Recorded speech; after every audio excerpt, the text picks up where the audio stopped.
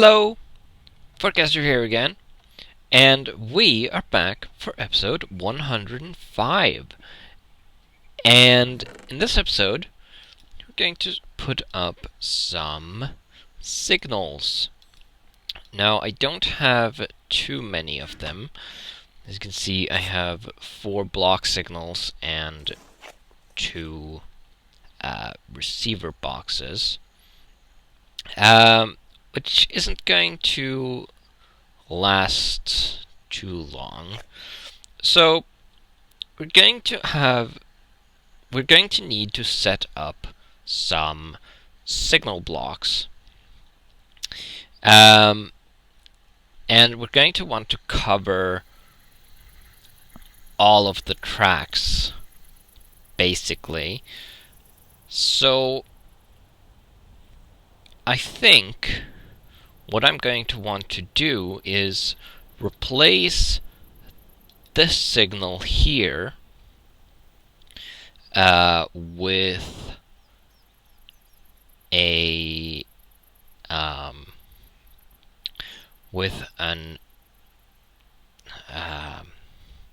what's it called? Dang it! Let's have a look. A relay box. So I can have this block extend all the way up here and have a locking track right here, or maybe here. Yeah. So corners are tricky, and you probably want to avoid them when possible. Now, obviously, I need to have some turns here, but the most straightforward, of course, is right here. We're going to want a block here. Dang it.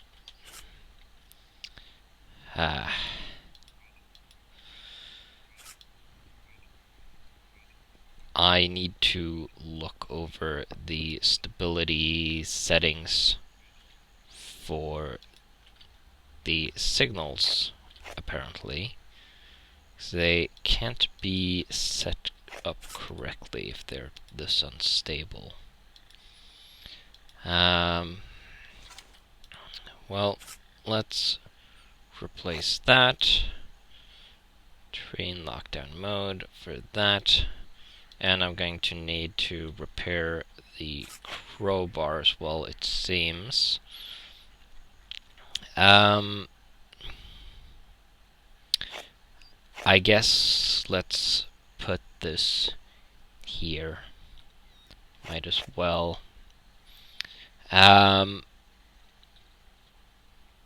So we want to have a block that probably, I guess, goes to about here. That way we have kind of a queue going down. So if we put another signal, say here, then we're going to link these like this. Then we're going to want a actually, let's put it here. Want a locking track here, and we're going to put a receiver box right next to that, which we are going to link to this signal here, and like this. And we're going to leave these on default settings, because when this is green we want this to be on. We also need to change this to train lockdown mode. So now A train will stop here if there are no free depots. And if there is a train waiting here and another one comes in, it will stop that one here until that one has left. Then we're also, of course, going to want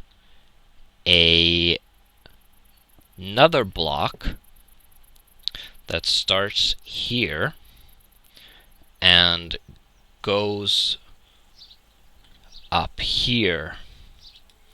Now, I don't know if this will work or if this will collapse, but if we put posts like this, I think, dang it, like that. Do I have space for that? No. And then we put signal like that, and it starts raining. Great. Hopefully these will link up like so.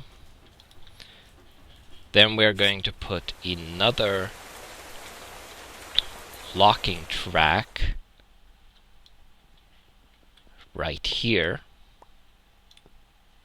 Set that into train mode.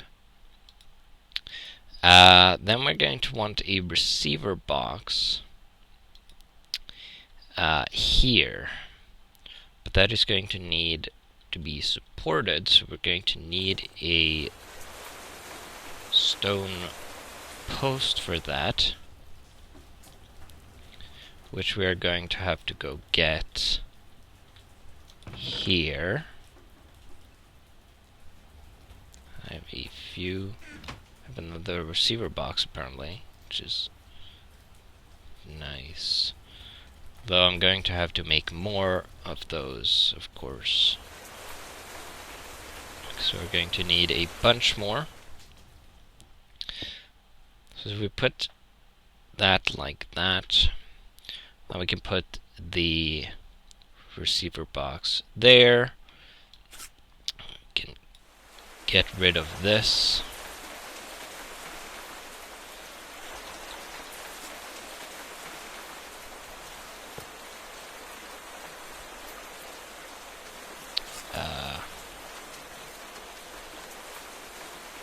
Where did that go?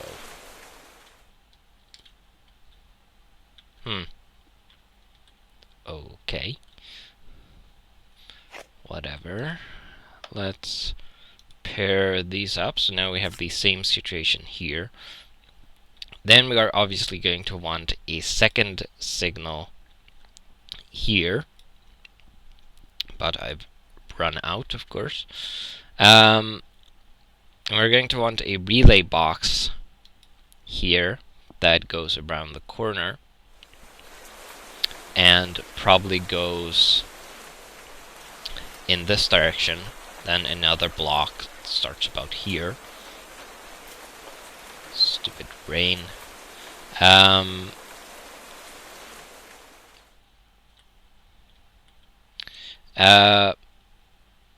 Yeah.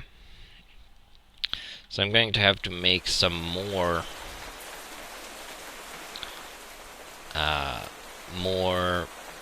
signals and receiver boxes. But until then,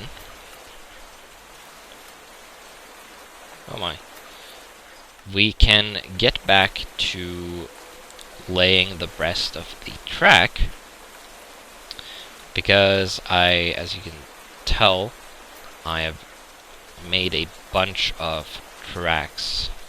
Should be enough for the remaining the remainder of the bridge.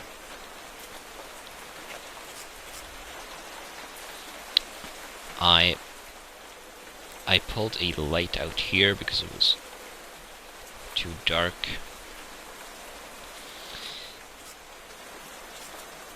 Let's see. Let's put put that away.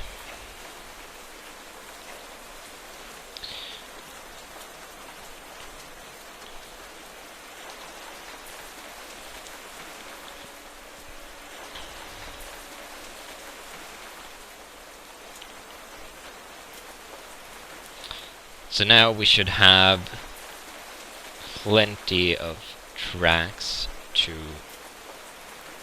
finish the bridge. I hope. Which will be nice. Come on.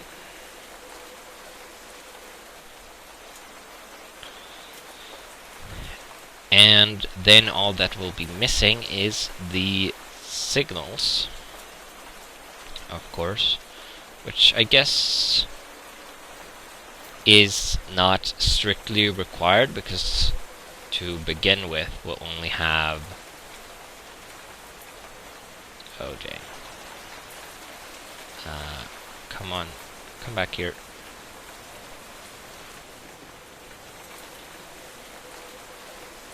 Dang it.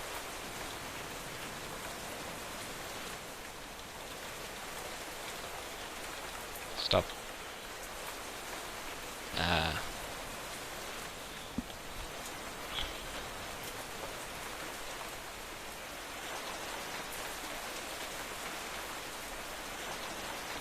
I need to do something about the hypothermia. I'm probably going to die out there.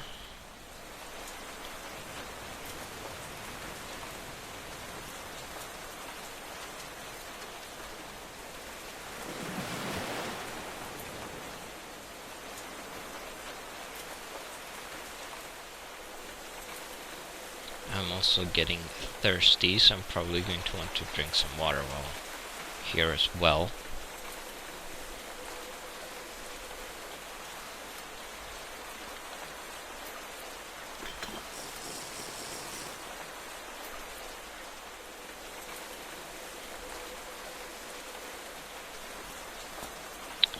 What I usually do is fill a bucket with lava and bring that, because when you hold the bucket,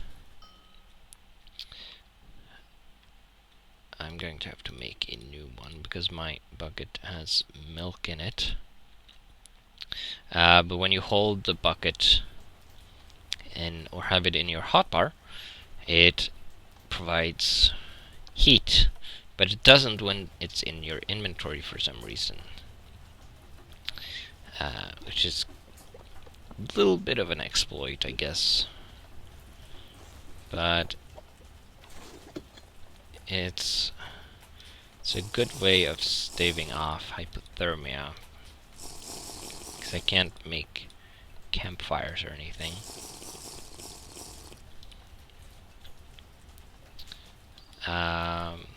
Maybe I should add these. These provide some, or help you preserve heat, or make you less cold sensitive. It's probably something they should do. I'll have to look into the config files for that. Now let's get back to the train. The hypothermia will go away eventually, because as you can see, my temperature meter is going up. But I have to be careful and remove the lava bucket from my hotbar after a while, or I will get heat stroke instead, so it's kind of a balancing act. And then when I get hypothermia again, I'll have to put it back, because I won't notice before I actually get the effect. Usually don't. Anyway.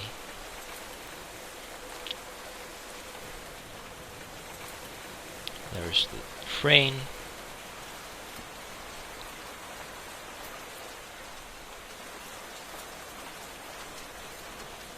Come on, hypothermia, go away. Once you get hypothermia 2, you can start dropping things. There we go.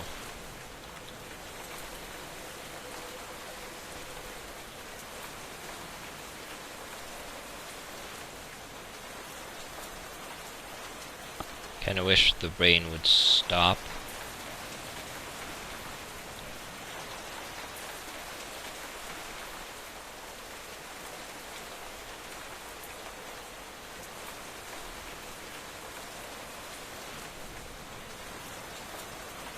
I also should have brought a rideable minecart so I could ride the train instead of running next to it, but oh well. Not sure where I put that, because I don't seem to be carrying it.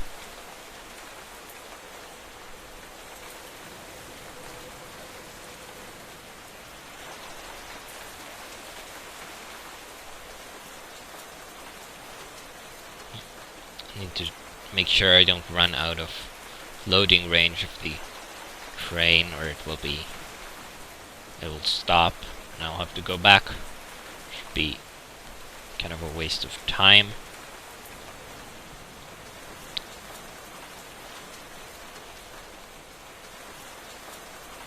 We got a fair bit away before we ran out last time, apparently.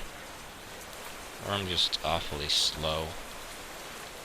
Let's get rid of the lava bucket now. You can see the temperature immediately went down, and our dot is now starting to move towards the cold side again. Alright, I also broke this by accident.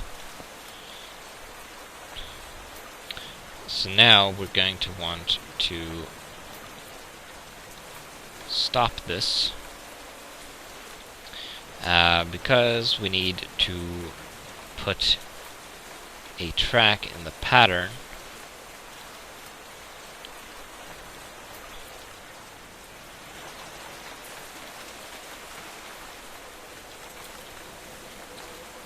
Needs to get back on the tracks before it will start laying them down. Come back here. Forward, please. And there we go. Now we have hypothermia again. And we're now slower than the train again. I caught it earlier than last time though, so obviously. So it goes away pretty quickly, which is nice. And we're almost there. There's the landmass.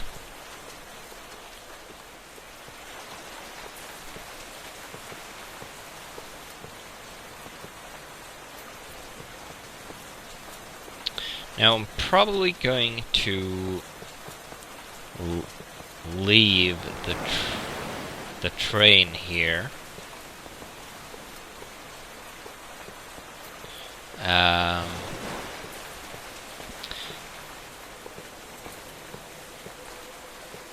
Because let's break this.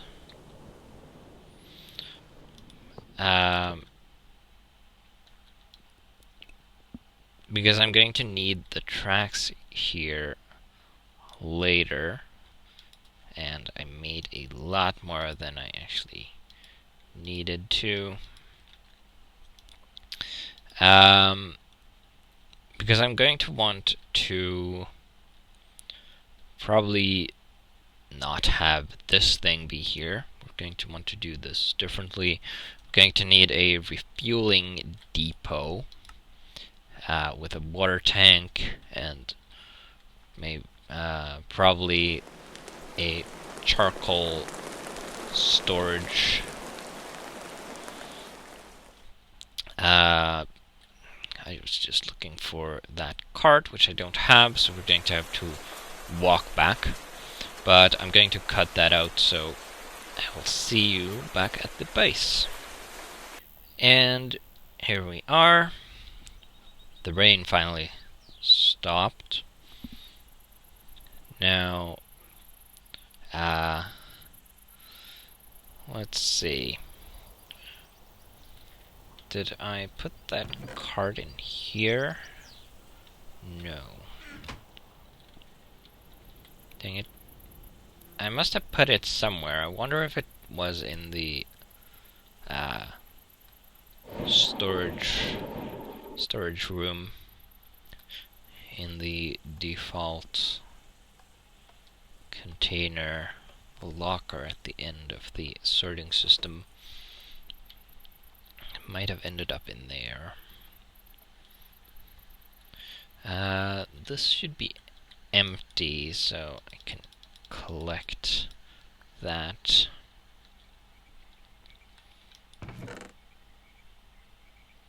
There's a cargo cart, but no mine cart.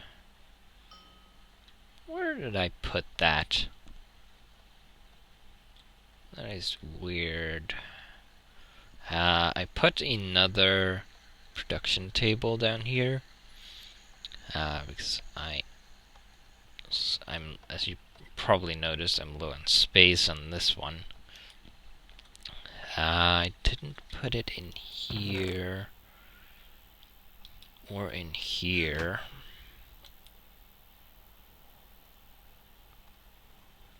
Or in here. Weird. We have a few water tank siding blocks. But we are going to need a few more. Let's see, you need 18,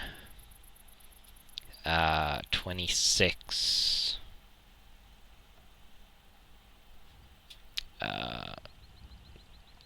for a tank, 26. And you get 6 per recipe. So 2 is 12. 4 would be 24.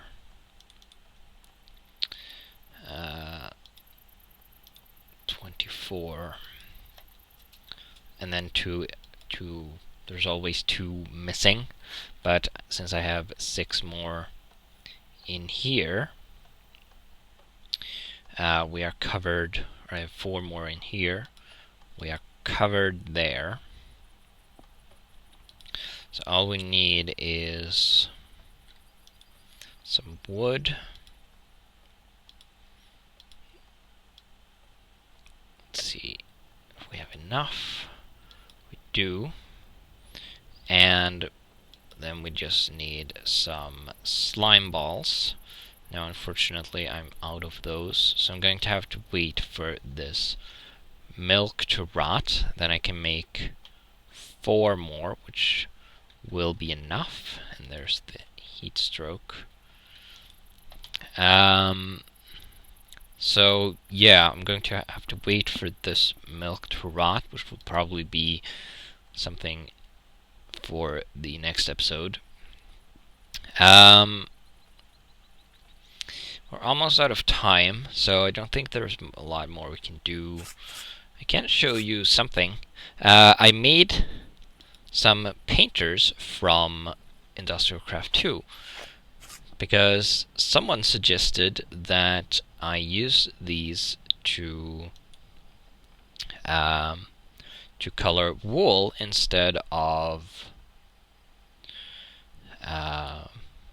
dyeing it, because dyeing wool requires using a 1-to-1 recipe, one of these, which is kind of expensive when it comes to dye. But these painters, as you can see up in the top left there, you get 32 uses out of a painter, which you make the painter like this.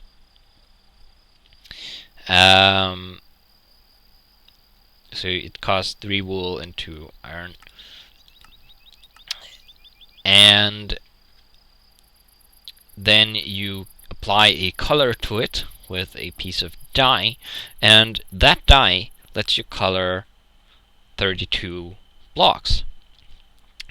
So now I have a yellow wool block, and it cost me 1/32 of a piece of yellow dye, which is a lot less expensive than using 1 dye per block. Once you have used up all of the durability of the painter, it turns back. It doesn't break. It turns back into an uncolored one. So you're only using up the color and not the painter itself. So you can apply more color to it, reuse it. You can't, however, remove the color when you've actually used it. I'm not sure if this is a bug or not, because as you saw, if we look at this recipe, there's actually a recipe for turning a colored painter into a regular one. Now, either this is just, it looks like there's just a recipe for the black one, which might be ignore the data value, aka the durability, or this recipe works for all of the colors, but it has to be undamaged.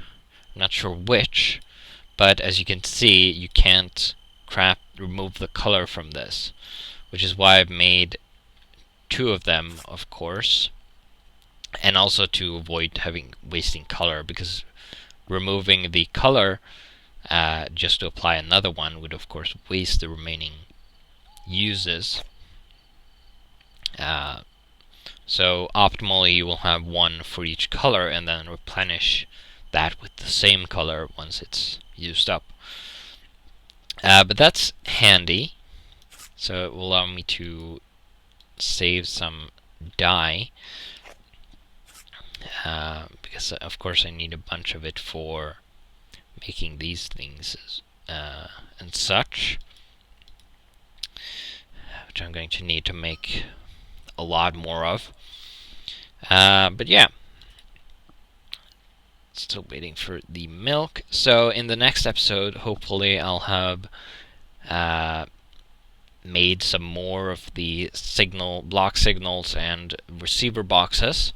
I'll have the tank blocks, so we'll be able to set up a water tank at the end of the track. Ow. That was close. I don't understand where monsters are spawning. Just don't get it. I've tried covering the base with these lights. I've also started putting redstone torches where there have been blind spots.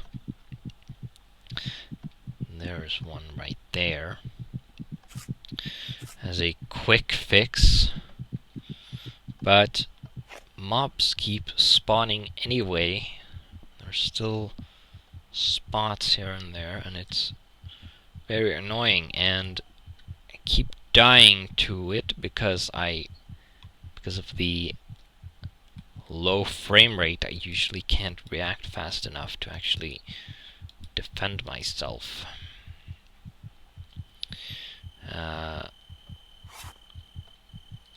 But we are out of time, so I will see you in the next episode.